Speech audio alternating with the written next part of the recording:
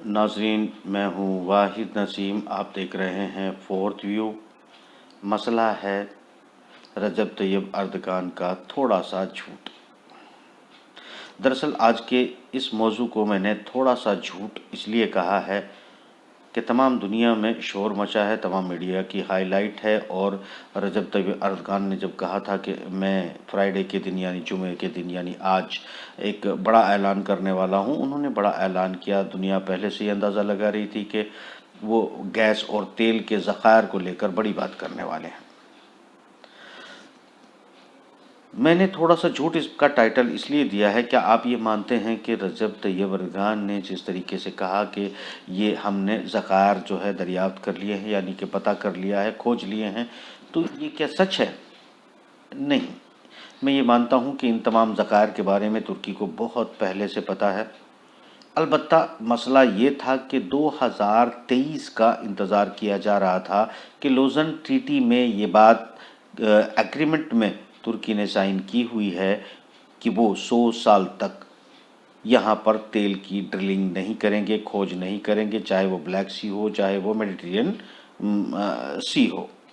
भूमध्य सागर में भी और ब्लैक सागर में भी वो ट्रीटी के अकॉर्डिंग ये खोज नहीं कर सकते थे।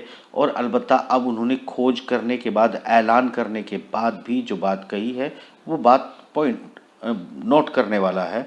उन्होंने कहा 2023 से हम यहाँ से इसका दोहन शुरू करेंगे, इसको निकालना शुरू करेंगे और हम इसके बाद जो है हमारी जो कंपनियां हैं, हमारी जो मईशत है वो बहुत मजबूत हो जाएगी। इसमें कोई दो राय नहीं है कि लीरा को मजबूती हासिल हुई है। मगर इससे पहले ही आपको पता होगा कि एक ही मुश्त जो तुर्की पर कर्ज था वो रजब तैयब अर्दगान ने IMF को लौटा दिया है। क्या ये तमाम चीज़ें, ये खोज, ये सब कुछ बहुत पहले से तुर्की के इल्म में है? वो 2023 का इंतज़ार कर रहा था, तो 3 साल और इंतज़ार क्यों नहीं किया? आज ही इसका ऐलान क्यों कर दिया? इस बात को थोड़ा सा यूँ समझ लेते हैं कि दरअसल ग्रीस के साथ में जिस तरह तनाव चल रहा है भूमध्य सागर को लेकर, उसकी बंटवारे को लेकर, यहाँ UAE भी ग्रीस के साथ उल्टे अपने F-16 बेड़े को लेकर ड्रिल करते हुए नज़र आ रहा है। यानी कि एंटी तुर्की जो इक़दामात है वो शुरू हो गए हैं। हमें ये नहीं भूलना चाहिए कि कुछ सालों पहले तक, जब तक रशिया के साथ में तुर्की के संबंध बेहतर नहीं हुए थे और सऊदी अरब और तुर्की एक ही प्लेटफॉर्म पर बहुत ही घनिष्ठता के साथ इस तमाम गेम को प्ले कर रहे थे, जिसमें चाहे वो सद्दाम का मामला हो, सीरिया का मामला हो, इराक का मामला हो, इस सब में जॉइंटली जो है काम कर रहे थे। अचानक जो है रजब तैयब अर्दगान वो एक जहाज़ गिरा देता है रशिया का। रशिया में पुतिन रेफरेंडम कराते हैं। 72% रशियन जो हैं वो मना कर देते हैं कि भाई तुर्की पर रशिया को हमला नहीं करना चाहिए। रेफरेंडम, चूँकि पुतिन की आदत है कि कोई भी बड़े कदम से पहले वो रशिया में रेफरेंडम कराते हैं। यहाँ थोड़ा सा आपको ये समझना होगा कि उसके बाद रजब तैयब अर्दगान का तख्ता पलट किया जाता है, चूँकि इस कदम के बाद शायद रजब तैयब अर्दगान एक सॉफ्ट कॉर्नर रशिया के लिए ले लेगा। और ऐसे हालात में अगर संबंध सुधरेंगे तो यूरोपियन यूनियन, NATO और अमेरिका पर इसका गहरा असर पड़ेगा, जो कि पड़ा। फिर KGB ने, यानी कि रशिया की खुफिया एजेंसी ने, उसको कुछ भी नाम दे लीजिए, रजब तैयब अर्दगान की जान बचाई और उसकी नई ज़िंदगी के साथ उसके तमाम मामलात में साथ देने का फैसला किया, जो कि आज तक जारी है। एक तरफ जो तनाव दिखाई दे रहा है लीबिया को लेकर, ये सारा खेल वही है जहां पर ज़खायर हैं। और 2023 में रजब तैयब अर्दगान को ऐलान करना है खिलाफत उस्मानिया का, जिसमें मैंने बहुत पहले से ये बातें कही थी कि इसमें मध्य एशिया से लेकर तमाम मुस्लिम ममालिकों को किसी भी तरह तुर्की के साथ जोड़ा जाएगा, जिससे रशिया का वो मकसद हल होता है जिसके ज़रिए जो USSR टूटा था, एक नया यूरेशिया गठित करेगा और उससे वो अपने बाज़ार को, अपनी ताकत को रिस्टोर करेगा, अमेरिका से अपना बदला लेने की कोशिश करेगा। उसी के तहत अब रजब तैयब अर्दगान आगे बढ़ रहे हैं।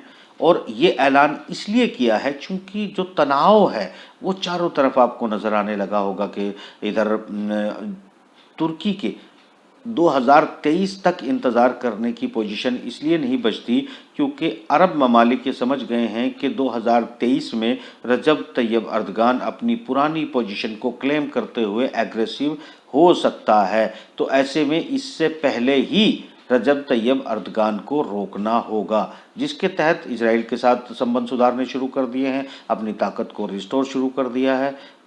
इसमें इजराइल साथ है, अमेरिका साथ है, बहुत से ममालिक और भी साथ खड़े हो गए हैं। माफ़ कीजिएगा।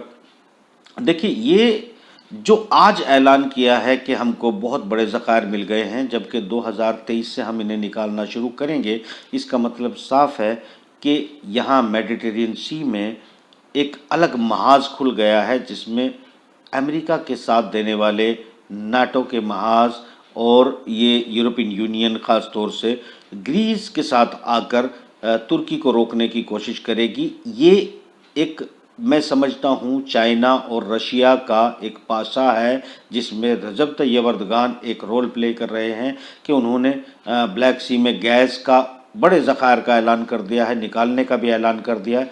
यहाँ बात गौर करने की है कि फिर भी ये कहा है ऐलान में कि 2023 से निकालना शुरू करेगा। 2023 में वो लोज़न ट्रीटी ख़त्म हो जाएगी, उसके बाद खुद मुख्तारी के तौर पर तुर्की अपना गेम प्ले करना शुरू करेगा। और अभी ऐलान करने की ज़रूरत इसलिए थी कि साउथ चाइना सी में लगातार तनाव बढ़ रहा है। चाइना की तरफ से यहाँ अमेरिकी बेड़ों को निकालने की धमकी चाइना दे चुका है ऑलरेडी, और चाइना के साथ साथ जो रशिया की सरहदों पर अमेरिकी विमान देखे जा रहे हैं, लगातार पीछा किया जा रहा है। चाइना की पनडुब्बी की तस्वीरें भी वाज़े की जा रही हैं, जो साउथ चाइना सी के ठीक मुहाने पे सुरंग पर देखी गई है, तो परमाणु पनडुब्बी है। ये तमाम तनाव कहीं भी सॉल्यूशन की तरफ नहीं है, बल्कि दुनिया कोविड की महामारी में अपने अपने मसाइल में मुब्तला है। ब्रिक्स के बाद आज की तारीख में ब्रिटेन बुरी बदतरीन जो है वो क्राइसिस में फंस चुका है, फाइनेंशियल क्राइसिस में फंस चुका है। वहाँ बहुत बड़ा कर्ज यूके के ऊपर हो चुका है, और यूरोपियन यूनियन में जर्मनी को छोड़कर बाकी सभी देश जो हैं वो बहुत अच्छी पोजीशन में हो, ऐसा नहीं देख पा रहा हूँ। फ्रांस अलबत्ता ग्रीस की मदद के लिए वहाँ पहुँच चुका है, मगर जर्मनी पर मैं यकीन नहीं करता हूँ कि आने वाले दिनों में, चूँकि यहाँ ये एक युद्ध की तरफ बढ़ रही है दुनिया के, एक साउथ चाइना सी में तनाव जिसमें ये पूरा ओशियान के मुल्क मिलके जापान, भारत, ऑस्ट्रेलिया और इंडोनेशिया और ये वियतनाम, दक्षिण कोरिया, ताइवान, तमाम जो देश हैं वो इसमें शामिल हैं। और यहाँ पर एक तनाव बढ़ रहा है कि किसी तरह भी चाइना और इन तमाम देशों के बीच में यहाँ युद्ध हो सकता है, जो खिंचाव की तरफ बढ़ता चला जा रहा है।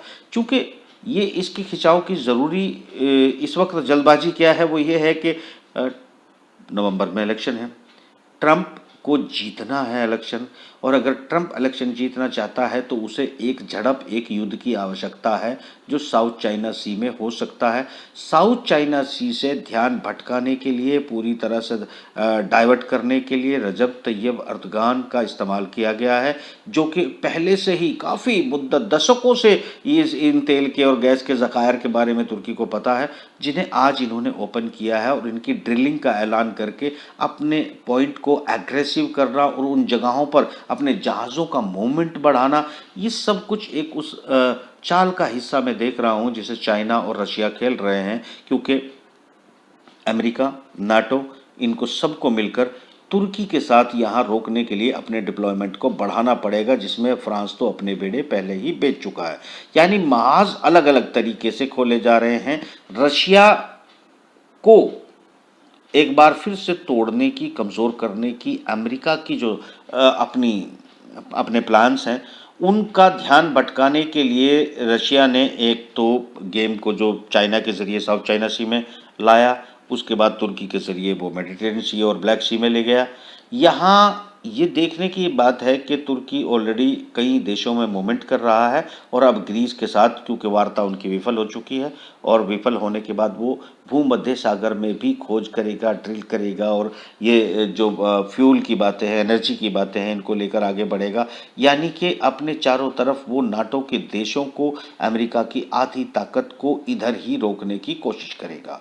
चूँकि मैं ये समझता हूँ कि रशिया का शायद ये रोड मैप हो सकता है कि 2-3 जगहों पर यूरोपियन यूनियन और अगर अमेरिका को उलझा लिया जाए, जिसमें यहाँ की जो ताकतें हैं, जिस तरह नाटो के साथ में फ्रांस, ब्रिटेन, जर्मनी और अमेरिका है ताकतवर देश, उसी तरह रशिया ने अपने टोटल प्रेशर को डाइवर्ट करने की कोशिश की है चाइना, तुर्की को इस्तेमाल करते हुए और ईरान को इस्तेमाल करते हुए। अरब सागर में ईरान जो है वो लगातार अपने बड़ी मिसाइल का इस्तेमाल उसने टेस्ट किया है, जिससे ये माना जा रहा है कि इजराइल का वजूद खतरे में आ गया है, क्योंकि उसने भारी मिसाइलों का, परमाणु मिसाइलों का इस्तेमाल कर लिया है। उधर रशिया ने उसको अपना एयर डिफेंस सिस्टम S-400 भी सप्लाई कर दिया है। अलबत्ता इस पर तनाव होगा, चीन पे पाबंदी लगेगी, रशिया पे पाबंदी लगेगी, मगर कुछ भी बदलने वाला नहीं है। अलबत्ता वो ज़ाहिरी तौर पर हो न हो, पर ईरान को S-400 तक सप्लाई कर दिया गया है। उधर तुर्की मेडिटेरेनियन सी और ब्लैक सी में तनाव बढ़ाकर तमाम यूरोपियन और नाटो के इस महाज को, ताकि वो साउथ चाइना सी और रशिया के मामलों को लेकर आगे फोकस न करे, उसको यहाँ पर आधा उनकी ताकत को बांट लिया है, यानी अरब सागर, भूमध्य सागर, काला सागर और फिर साउथ चाइना सी। ये स्ट्रैटेजिकली मुझे लगता है कि पुतिन का एक रोड मैप है, जिस पर वो सक्सेस होते हुए नज़र आ रहा है। और यहाँ पर ये ज़रूर है कि अरब ममालिकों को जो खिलाफत उस्मानिया, इसमें तुर्की का ये फ़ायदा है कि तुर्की वापस एक तो एनर्जी हासिल कर सकता है, एनर्जी के बाद जो पाबंदियों के बाद उसकी करेंसी गिर रही थी उसको उठा सकता है। एक बड़ा बाज़ार, यानी यूरोपियन यूनियन को अगर तेल और गैस के ज़खायर तुर्की को मिल जाए, तो मुझे लगता है कि आधी यूरोप जर्मनी के साथ जो खड़ी होगी, वो तुर्की के साथ अपने संबंध बेहतर बनाने की कोशिश करेगी और यहाँ से यूरोपियन यूनियन डिवाइड हो जाएगी। कुछ देश हैं जो ईरान के साथ अपने संबंध बनाएंगे। यानी कुल मिलाकर ये है कि तेल पर जो एक हुकूमत हुआ करती थी, एक तरफा बादशाहत सऊदिया की, वो ख़त्म होती हुई नज़र आ रही है। और यहाँ पर अलग अलग बायर्स, अलग अलग सेलर्स जो प्रोडक्शन कर रहे हैं, वो खड़े हो रहे हैं एनर्जी को लेकर। एक तरफ तो ये है कि एनर्जी खैमों में बढ़ती हुई नज़र आ रही है, और दूसरी तरफ ये है कि एनर्जी का वजूद ही ख़त्म होते हुए नज़र आ रहा है। धीरे धीरे तेल पर मुनस्सर बहुत सारी चीज़ों को लोग बदल देंगे, अलबत्ता इसमें तब 20 से 25 साल लगेंगे, ये कोई 2 दिन का काम नहीं है। यहाँ सवाल ये उठता है कि क्या एक तो आया सोफिया को जिस तरह से मस्जिद में कन्वर्ट करके उसने एक ऐलान दिया, तो उसका मतलब ये था कि अफ्रीका के देश, यहाँ भी लेकर हम अलग से एक प्रोग्राम करेंगे, अफ्रीका के देशों में मुस्लिम जो देश हैं उनमें किस तरह के ज़खायर हैं और क्या हालात हैं, और कौन कौन देश वहाँ पर अपने तरीक़ों से लड़ रहे हैं, और वहाँ के आतंकवाद का असल अर्थ क्या है। वो तुर्की के साथ खड़े होते नज़र आ रहे हैं, लोगों के महाज आ रहे हैं, लोग दबाव में आ रहे हैं और अपनी अपनी जनता के दबाव में आ रहे हैं। एक ये साइकोलॉजिकल गेम भी पूरी तरह से खेला जा रहा है, और इस खेल के पीछे जो कुछ भी है, चूँकि मैं नहीं भूला हूँ कि ये चाहे साउथ चाइना सी का मसला हो, चाहे तुर्की का मसला हो, और ये अभी जो आप देख रहे हैं जो हालात बने हैं इजराइल में, दरअसल उन इजराइल के पीछे की भी एक अलग कहानी है। ये सारा ध्यान चारों तरफ से घिर चुके परमाणु हथियार डिप्लॉय हो चुके थे क्रीमिया को और यूक्रेन को लेकर। अमेरिका और यूरोपियन यूनियन रशिया को पूरी तरह तबाह करना चाहते थे। उसने अपना ध्यान जो है इस तरफ मोड़ दिया और वो अपने इस मामले में काफ़ी हद तक कामयाब रहा। तो मुझे लगता है कि तेल के ज़खायर और गैस के ज़खायर की ये तुर्की की जो ऐलानिया है, ये एक स्ट्रैटेजिक थोड़ा सा झूठ है। तो इंशाल्लाह अगली जो और बहुत मेजर मसाइल्स हैं उन पर भी पशे पर्दा क्या है उस पर अपना नज़रिया पेश करने की कोशिश करूँगा। फ़िलहाल इस प्रोग्राम में इतना ही। खुदा हाफिज़।